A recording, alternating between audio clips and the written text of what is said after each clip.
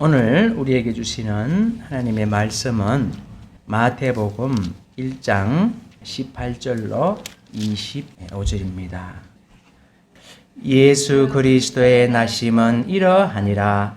그의 어머니 마리아가 요셉과 약혼하고 동거하기 전에 성령으로 잉태된 것이 나타났더니 그의 남편 요셉은 의로운 사람이라 그를 드러내지 아니하고 가만히 끊고자 하여 이 일을 생각할 때에 주의 사자가 현명하여 이르되 다윗의 자손 요셉아 내 아내 마리아 데려오기를 무서워하지 말라.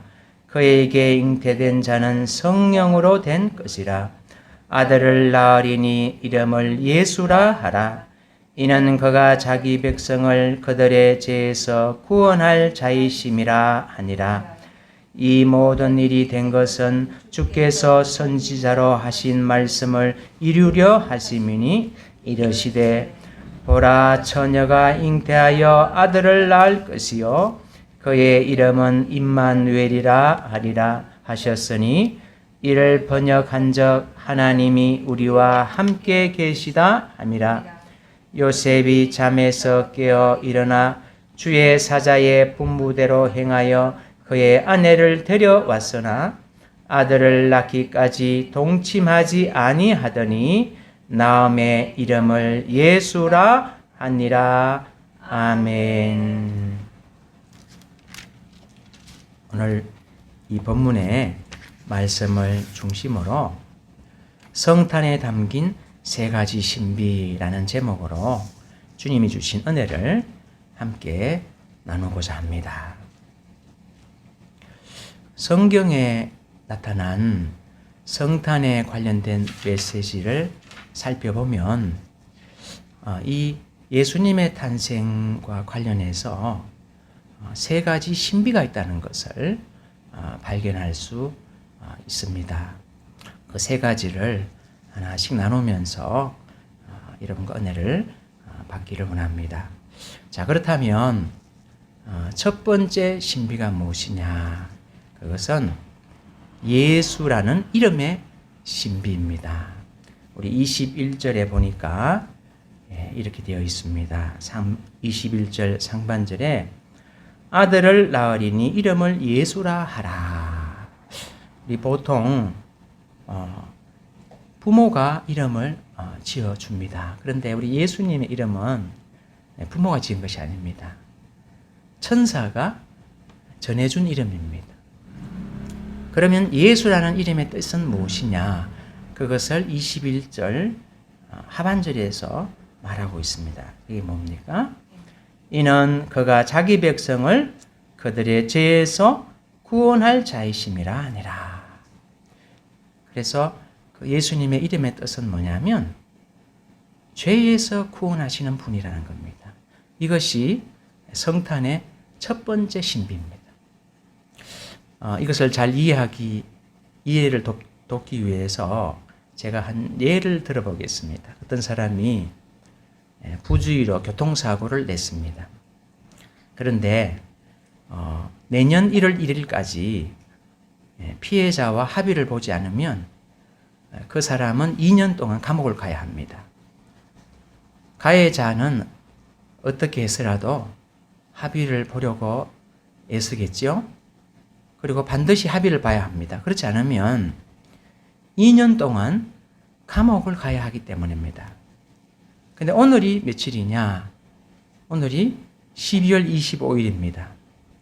그러면 이 사람에게 남은 시간이 얼마냐? 불과 일주일 정도밖에 안 남았습니다. 그러면 이 사람이 해야 할 일은 무엇입니까? 백방으로 노력하는 것입니다. 이 남은 일주일 동안 감옥에 안 들어가기 위해서 피해자와 합의를 보기 위해 백방으로 노력해야 됩니다. 연말 분위기를 즐길 여유가 없습니다. 그런데 이것이 인간의 실상이라는 것입니다. 이 일주일은 인간에게 주어진 시간입니다. 우리 인생을 길게 보면, 아주 길게 보면 100년인데 죽음 이후의 영원한 시간에 비하면 이 인생 100년은 사실 일주일보다 짧은 점과 같은 순간입니다. 모든 인간은 죽음 이후에 지옥이라는 감옥에서 무기징역을 살도록 되어 있습니다. 한없는 고통으로 영원히 살게 되어 있는 것입니다. 인간은 스스로 구원할 방법도 없고 구원할 길도 없습니다. 그런데 이것을 모르게 되면 연말 분위기를 즐기고 여유를 부리게 됩니다. 그런데 인간의 실상이 무엇이냐? 바로 영원한 지옥이라는 감옥이 기다리고 있다는 것입니다. 이것이 인간이 직면한 현실입니다.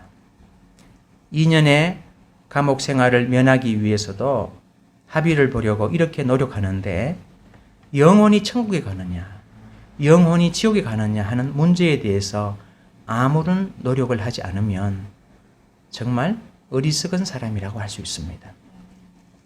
자, 그렇다면 인간이 이것으로부터 구원받는 유일한 방법이 무엇이냐? 그것이 바로 예수의 이름 속에 들어 있다는 것입니다. 예수님의 이름의 뜻이 무엇이었습니까? 21절에 아들을 낳으리니 이름을 예수라 하라. 이는 그가 자기 백성을 그들의 죄에서 구원할 자이심이라 하니라. 아멘. 예수님의 이름은 죄에서 구원하시는 자입니다. 아멘. 그래서 예수님의 이름에는 구원의 신비가 들어있는 것입니다. 아멘. 죄인을 위해 죽으려면 죄 없는 사람이 대신 죽어야 합니다. 그런데 인간은 모두 부모의 피를 받아 태어나기 때문에 죄 없는 사람이 아무도 없습니다. 그래서 죄 없는 예수님이 인간의 몸을 입고 태어나셨습니다. 이 세상에서 인간의 피를 받지 않고 태어난 단 한 사람이 있는데 바로 그분이 누구냐? 예수님입니다. 그래서 23절에 보니까 이렇게 되어 있습니다. 보라, 처녀가 잉태하여. 처녀가 잉태했다는 말은 무엇을 암시합니까?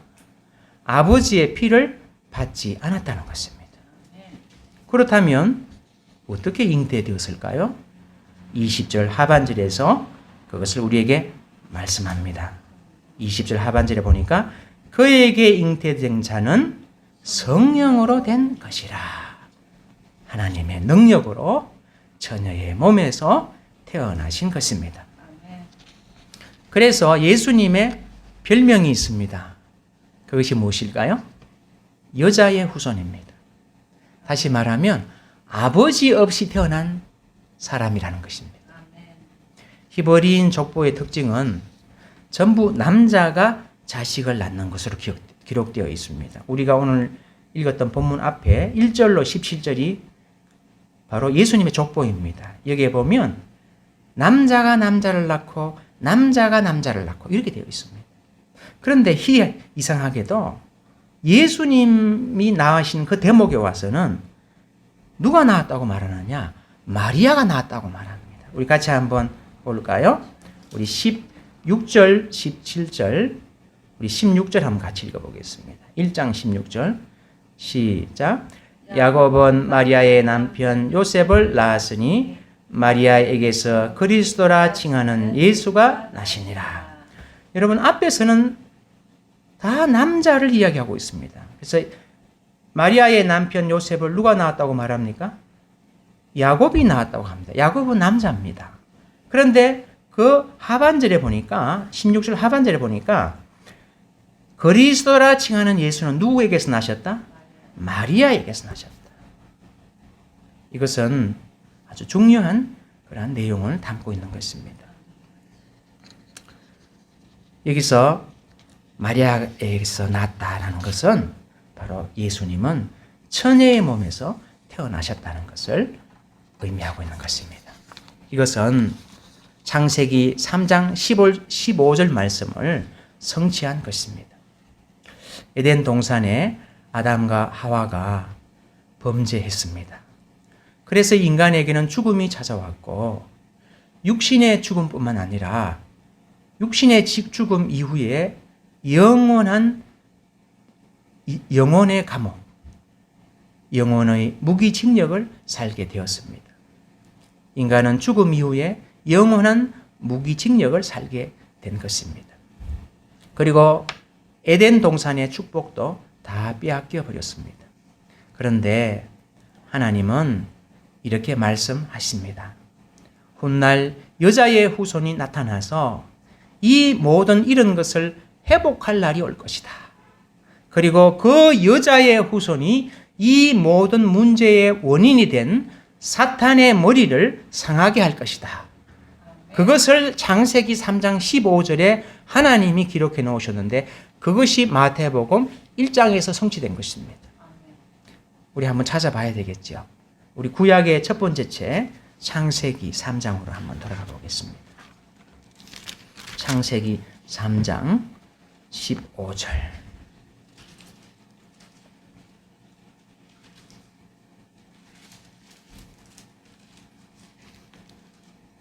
창세기 3장 15절. 네. 우리 같이 한번 읽어볼까요? 네. 시작. 내가 너로 여자와 원수가 되게 하고 내 후손도 여자의 후손과 원수가 되게 하리니 여자의 후손은 내 머리를 상하게 할 것이요 너는 그의 발꿈치를 상하게 할 것이니라 하시고. 예. 이 말씀의 성취가 바로 마태복음 1장인 것입니다. 창세기 3장 15절에서 약속하신 바로 그 여자의 후손 예수님이 이 땅에 태어나신 날이 바로 오늘입니다. 그래서 사도 바울은 같은 맥락에서 갈라디아서 4장 4절 5절에서 이렇게 이것을 표현하고 있습니다. 때가 참에 하나님이 그 아들을 보내서 여자에게서 나게 하시고. 네, 남자를 말하지 않습니다. 그리고 율법 아래에 나게 하신 것은 율법 아래에 있는 자들을 속량하시고 우리로 아들의 명분을 얻게 하려 하심이라. 여기서도 여자에게서 나게 하시고라고 말씀합니다. 그래서 성탄절의 첫 번째 의미는 무엇이냐? 에덴 동산을 빼앗기고 죄와 사망의 그늘에 사는 인간, 잃어버린 에덴 동산을 다시 찾아주고 죄로 인한 육신의 문제뿐만 아니라 궁극적으로 저 지옥에서 한없는 고통 속에서 영원한 무기징역을 살아야 하는 인간의 이 영적인 실상을 해결해 주기 위해 탄생하신 아기가 있는데 이분이 바로 예수님이며 그분의 이름의 뜻이 뭐냐? 자기 백성을 그들의 죄에서 구원하실 자이시니라. 예수님의 이름의 신비가 무엇입니까? 바로 대속의 신비입니다. 죄에서 구원하시는 죄사함의 신비입니다. 그렇다면 예수님 당시에 이러한 예수님의 이름의 신비를 아는 사람은 거의 없었습니다. 그런데 한 사람, 이 신비를 알고 있는 사람이 있었습니다. 그의 이름은 세례 요한입니다. 그는 예수님을 보자 이렇게 외칩니다. 요한복음 1장 29절에 이튿날 요한이 예수께서 자기에게 나오심을 보고 이르되 보라 세상 죄를 지고 가는 하나님의 어린 양이로다. 예수님을 보고 뭐라고 요한이 외쳤습니까?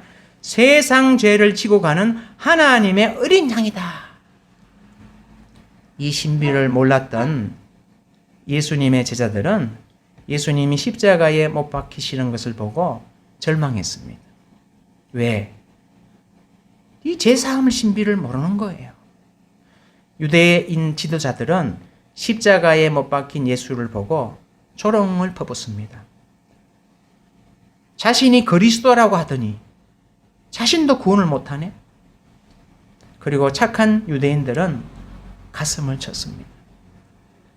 그런데 오늘날은 어떻습니까? 우리가 살고 있는 이 현대 오늘날은 어떻습니까? 사람들이 이 신비를 점점 잃어가고 있습니다. 세상 사람들은 성탄절을 어떻게 알고 있습니까? 즐기는 날, 남녀간의 선물 교환하는 날. 그래서 술집이 가장 잘 되는 날, 모텔이 가장 붐비는 날, 유흥업소가 가장 붐비는 날이 되어버렸습니다. 그리스도인들에게 예수님의 탄생의 의미는 무엇입니까? 바로 나에게 잃어버린 에덴의 복을 회복시켜 주시고 영원한 지옥 불못에서 무기징역에 살 나를 자신의 십자가의 대속으로 구원해 주신 분, 그분의 이름의 신비를 묵상하고 그분을 찬양하고 경배하는 날이 바로 오늘인 것입니다. 아멘. 네. 자, 그렇다면 예수님의 이름의 두 번째 신비는 무엇일까요? 그것은 왕으로 탄생하신 예수님의 신비입니다. 예수님 당시 사람들은 이 신비를 몰랐습니다. 그런데 이 신비를 알았던 몇 사람이 있습니다.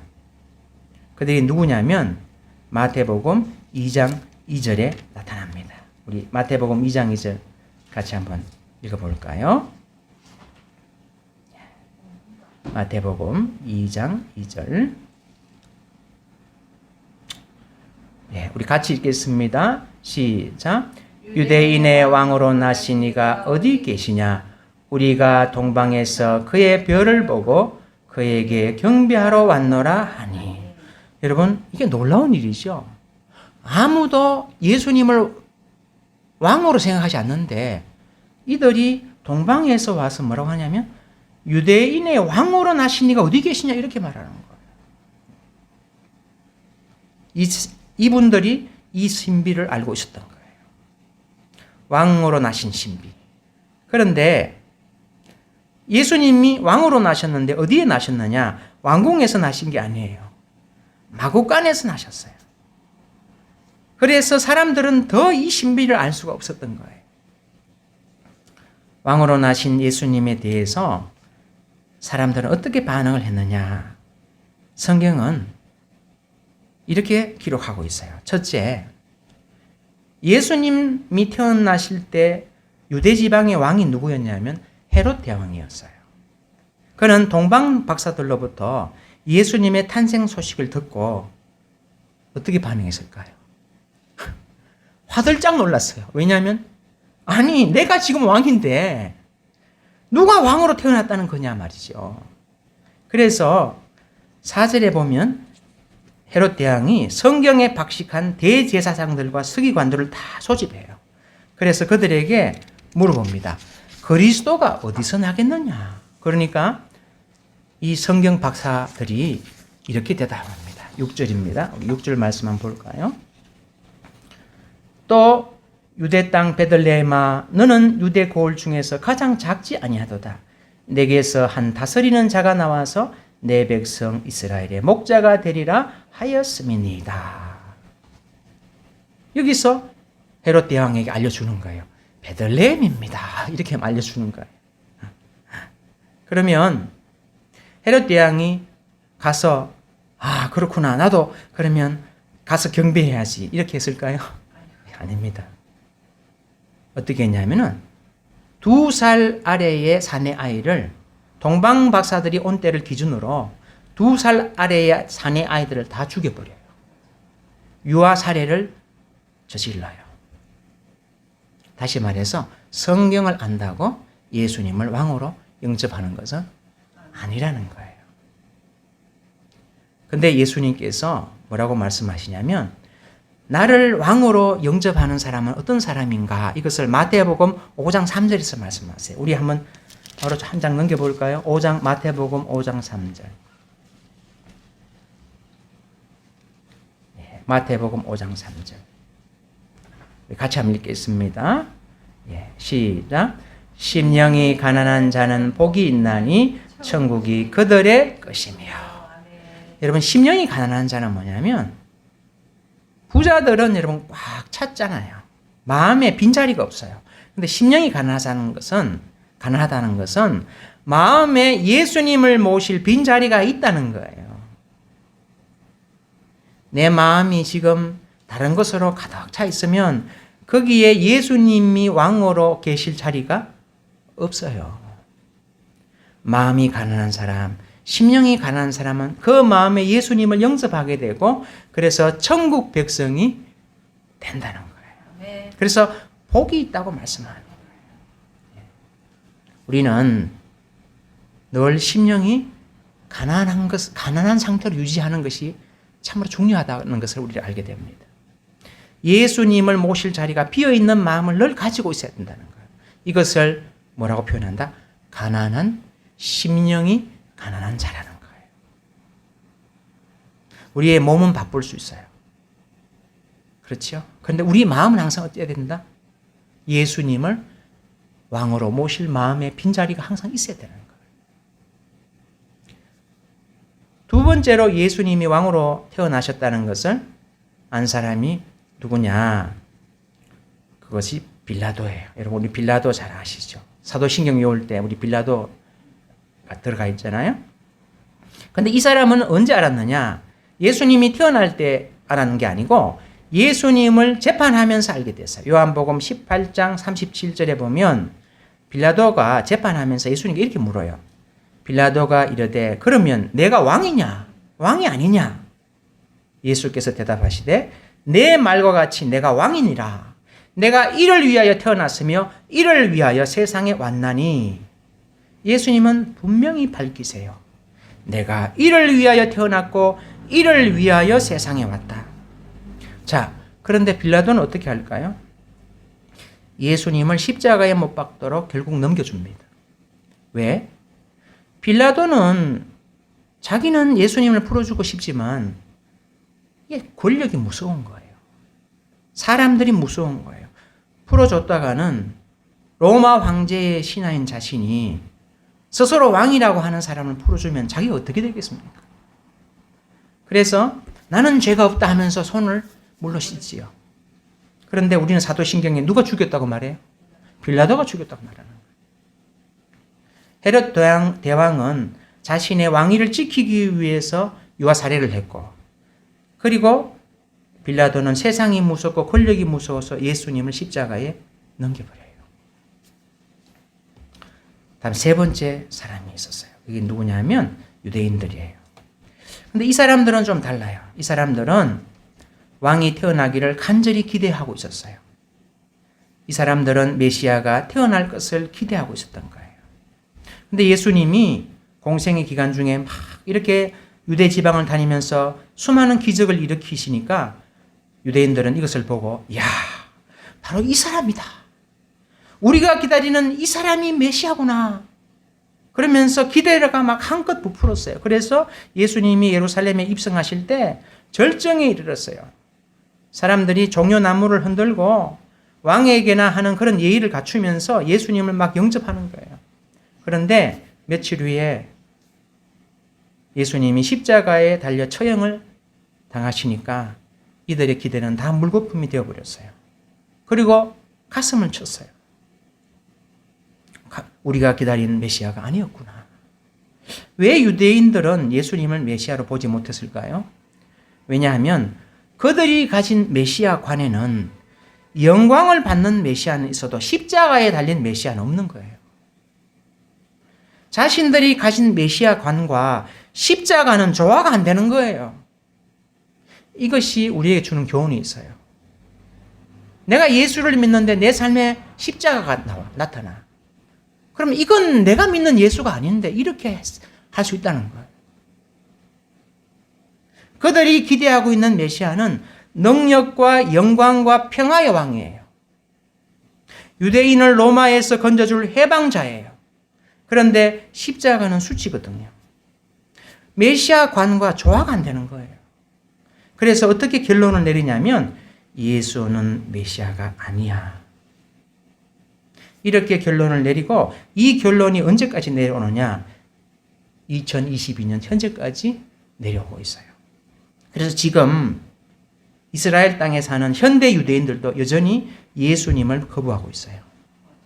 그리고 자신들이 기대하는 메시아를 기다리고 있어요. 그런데 이 유대인들이 몰랐던 것이 하나 있어요.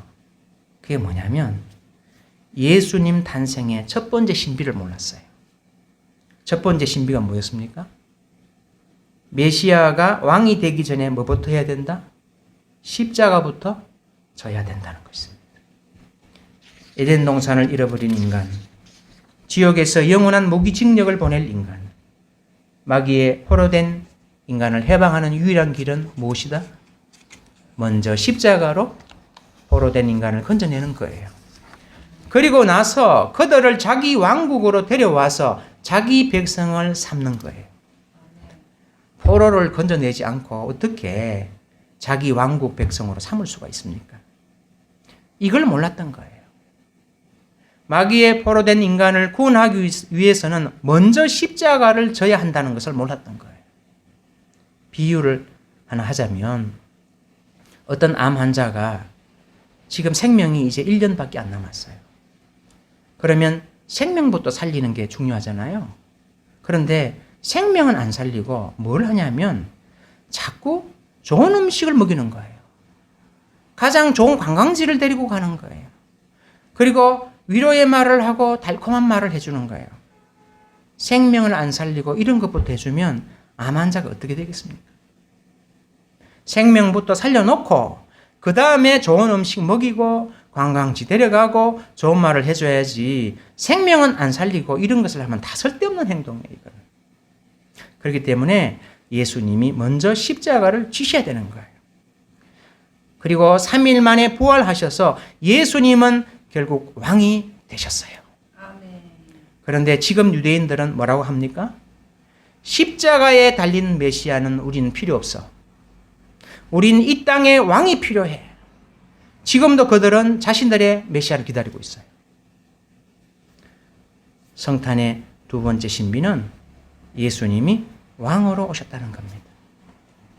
이 신비를 깨달은 사람은 예수님을 자신의 왕으로 모시게 됩니다. 그런데 예수님은 신부는 왕이지만 그분이 우리 성도들에게 하시는 역할은 목자의 역할을 하세요. 이것이 참으로 중요합니다. 우리 앞서 마태복음 2장 6절 읽었지요? 우리 다시 한번 읽어볼까요? 마태복음 2장 6절. 여기에 보면 예수님의 신분과 예수님의 역할이 동시에 나와요. 같이 한번 읽습니다. 2장 6절입니다. 네. 자, 시작. 또 유대 땅 베들레헴아 너는 유대 고을 중에서 가장 작지 하도다. 내게서 한 다스리는 자가 나와서 내 백성 이스라엘의 목자가 되리라 하였음이니이다. 여기서 예수님에 대한 호칭이 두 가지가 있어요. 다스리는 자, 이건 왕이에요. 예수님 신분이에요. 그런데 역할이 뭐냐? 목자라는 거예요. 목자. 양떼를 인도하는 목자. 그러니까 다시 말하면 예수님은 우리에게 군림하는 군주가 아니라는 거예요. 여러분 여기서 우리가 지금 주일에 모인 게 너 주일날 예배 보러 안 가면 혼낼 거야. 그런 소리를 듣고 온 게 아니잖아요. 우리의 삶 가운데서 하나님이 살아계시다는 것을 간접적으로 직접적으로 경험하게 하시고 우리의 마음을 감동시키시고 우리의 발걸음을 내가 내 발걸음을 움직여서 이곳에 와서 하나님을 예배할 수 있도록 만드신 분이 바로 예수님이신 거예요. 아멘. 그래서 목자라는 거예요. 그래서 이미 이것은 구약에서 예언되어 있어요. 이사야서 40장 11절에 보면 이렇게 말씀하고 있어요. 그는 목자같이 양떼를 먹이시며 어린 양을 그 팔로 모아 안으시며 젖먹이는 암컷들을 온순히 인도하시리로다. 아멘. 예수님은 당신의 백성들 위해 군주처럼 군림하시는 왕이 아니고 양들의 목자처럼 연약한 우리들을 천국으로 인도하시는 분이라는 거예요. 이 목자로서의 이미지, 이것을 가장 잘 알고 있었던 구약의 인물이 있어요. 그 사람이 누구냐면 다윗이에요. 그래서 그는 우리가 잘 아는 시편 23편에서 1절 2절에서 이렇게 고백해요. 여호와는 나의 목자시니 내게 부족함이 없으리로다. 그가 나를 푸른 풀밭에 누이시며 쉴만한 물가로 인도하시는도다. 여호와는 나의 목자시니. 하나님을 목자로 모시고 살았던 다윗. 그는 자신의 인생을 무엇이라 고백합니까? 내게 부족함이 없으리로다. 여러분, 양이 자기가 먹을 풀과 자기가 마실 물 걱정하는 거 봤습니까? 그건 누가 책임져야 되냐면 목자가 책임지는 거예요. 그런데 그 양이 목자의 음성을 따라가지 않을 때는 길 잃은 양이 되고 고생이 시작되는 거예요. 그때부터 고생이 시작되는 거예요. 그런데 목자인 예수님을 따라갈 때에 뭐라고 고백한다? 내게 부족함이 없으리로다. 예수님을 왕으로 모신 사람의 삶, 그 속에 때론 눈물도 있어요. 때로는 어려움도 있어요. 그러나 그 인생 전반을 볼 때 내게 부족함이 없으리로다. 나를 대신해서 십자가에 죽을 수 있는 분이라면 그분께 내 인생에 무엇을 맡기지 못하겠습니까? 아멘. 내 인생을 그분께 맡길 때 우리는 결국 무엇이라 고백하게 됩니까? 내게 부족함이 없으리로다. 예수님이 나의 목자가 되셨음을 고백하게 된다는 거예요. 그런데 인간의 근본적인 문제가 뭐냐? 자꾸 자기가 주인이 되려고 해요. 자신이 왕이 되려고 해요. 또 그렇게 학교에서는 가르쳐요. 예전에 우리 교회 앞에 어떤 건물이 있었는데 거기에 이런 글씨가 적혀 있었어요. 뭐라고 적혀 있었냐면 당신의 인생의 주인은 당신입니다. 그런데 한번 가만히 생각해 볼 필요가 있어요. 내가 내 인생의 주인 될 자격이 있느냐는 거죠. 우리는 내일 일도 몰라요. 우리 스스로를 구원할 능력도 없어요. 인간의 짧은 경험과 지식 판단으로 얼마나 인생을 잘 운전할 수 있느냐는 겁니다. 성탄의 두 번째 신비는 예수님이 왕으로 오셨다는 거예요. 나를 위해 십자가를 지신 분이라면 이 땅에서의 나의 삶, 그리고 영생까지 맡길 수 있는 분이라는 사실을 다시 한번 깨닫고 내가 찾고 있는 운전대를 주님께 믿음으로 맡기는 것. 아멘. 이것이 성탄의 두 번째 신비를 깨닫는 사람의 삶의 고백이라고 할 수 있습니다. 아멘. 그래서 인생의 나그네 길에 눈물이 있고 고통이 때로는 있겠지만 우리는 궁극적으로 무엇이라 고백할 수 있습니까? 여호와는 나의 목자시니 내게 부족함이 없으리로다. 아멘. 이것은 다윗만의 고백이 아니라 예수 그리스도를 왕으로 모신 모든 사람의 고백이 될 것입니다. 아멘. 마지막으로 성탄의 세 번째 신비를 말씀드리겠습니다. 성탄의 세 번째 신비가 무엇이냐? 그것은 말씀이 육신이 되신 신비입니다. 말씀이 육신이 되신 신비. 예수님이 이 땅에 태어나기 전의 모습을 요한복음 1장 1절에서는 이렇게 표현하고 있습니다. 태초에 말씀이 계시니라.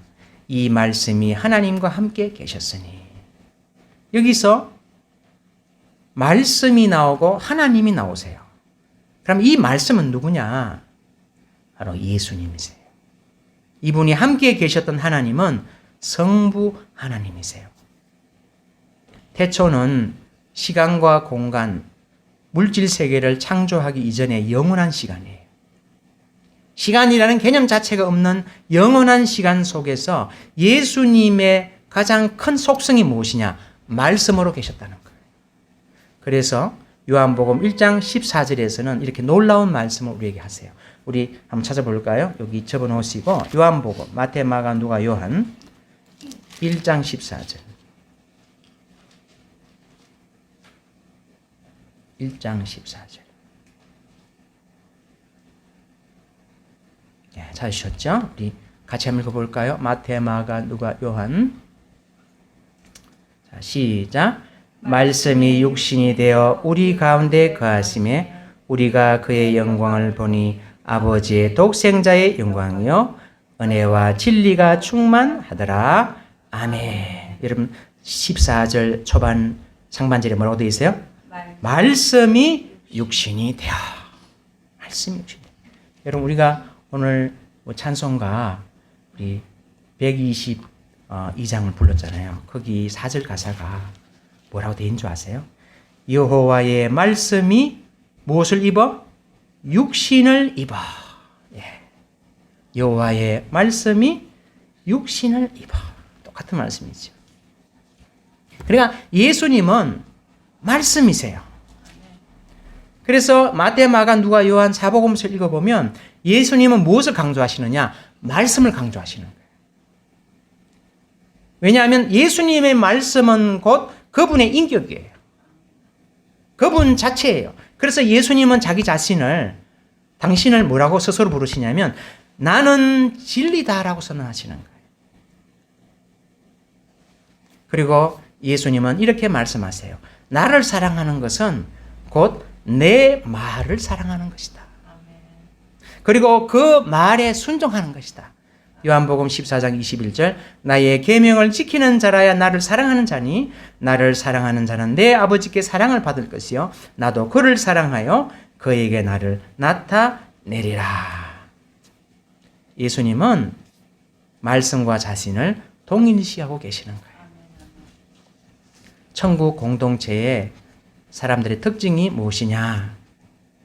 바로 이 예수님의 말씀에 순종하는 자들이라고 마태복음 7장 21절에서 말씀하고 있습니다. 나더러 주여 주여 하는 자마다 다 천국에 들어갈 것이 아니요 다만 하늘에 계신 내 아버지의 뜻대로 행하는 자라야 들어가리라. 내 아버지의 뜻, 바로 성부 하나님의 뜻이죠. 그것을 누가 말씀해 주셨느냐? 예수님이 말씀해 주셨어요. 그리고 그 말씀을 성경에 기록해 놓았어요. 그래서 기독교의 신앙은 말씀의 종교예요. 말씀을 떠나서는 신앙이 성립되지 않아요. 왜? 말씀이 곧 누구이기 때문에? 예수님이고. 그리고 그 예수님은 바로 아버지의 뜻을 우리에게 말씀해 주셨기 때문에. 그래서 말씀을 떠나서 신앙생활을 열심히 하는 것은 바로 무엇이 되느냐면 그건 불법을 행하는 자예요.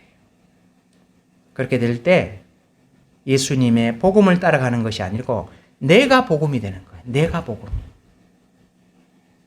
그러므로 성탄의 세 번째 신비가 뭐냐? 말씀이신 예수님이 육신을 입고 태어나신 거예요. 그러므로 이 성탄의 세 번째 신비를 깨달을 때 우리는 말씀을 소홀히 할 수가 없어요. 그래서 그리스도인들이 이 성경책을 왜 그렇게 소중히 여기느냐? 왜냐하면 이것이 곧 무엇이기 때문에? 예수님이기 때문에. 그리고 또 이것이 곧 무엇이기 때문에? 내 아버지의 뜻이기 때문에.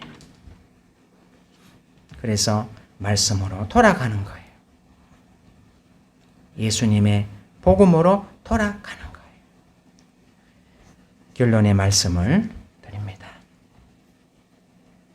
성탄의 이 세 가지 신비, 예수의 이름의 신비, 왕으로 태어나신 신비, 말씀이 육신이 되신 신비, 이 세 가지 신비가 우리 신앙의 균형을 이룰 때에 우리는 연약한 가운데 있더라도 다시 한번 오뚜기와 같이 벌떡 일어서게 될 줄 믿습니다. 네, 그럼 우리의 힘이 아니에요. 예수님을 바로 깨닫게 되면 그러는 거예요.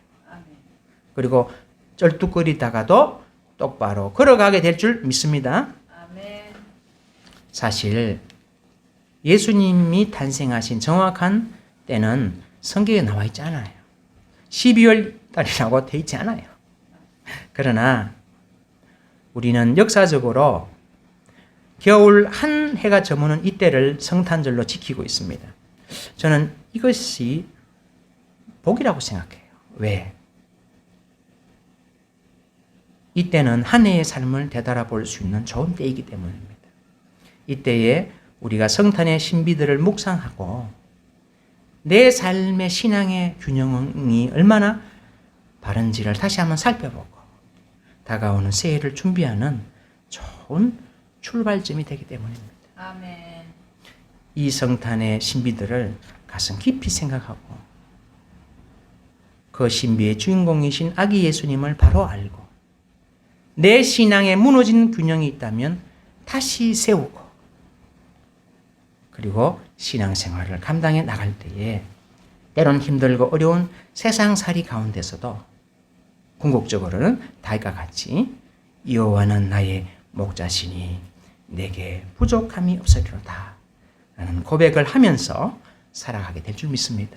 아멘.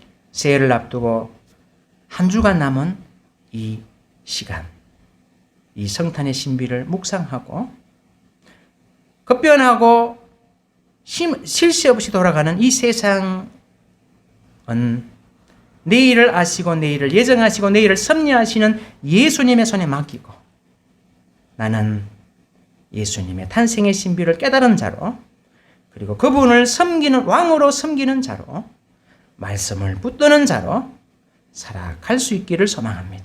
아멘. 그럴 때 다음 성탄이 왔을 때 동방 박사와 같이 우리는 주님 앞에 기쁨으로 예물을 준비해서 다시 경배하게 될 줄 믿습니다. 아멘. 참으로 이러한 성탄의 의미를 다시 한번 발견하고 깨닫고 품고 살아가는 여러분과 제가 되도록 성령님께서 감동 감화하시고 인도해 주시기를 간절히 소망합니다. 아멘.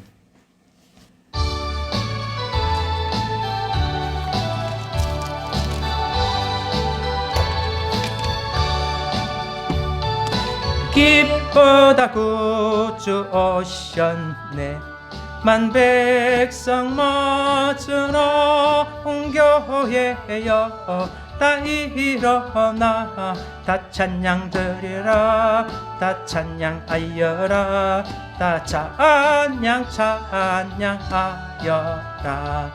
구세주 탄생했으니 다 찬양하여라 이 세상에 만물들아 다 화답하여라 다 화답하여라 다 화답하여라 온 세상 죄를 사하여 주 예수 오셨네 죄와 슬픔 몰아내고 다 구원하시네 다 구원하시네 다 구원하시네 은혜와 진리 대신 주 다 주관하시니 만국 백성 구주 앞에 다 경배하여라 다 경배하여라 다 경배하여라.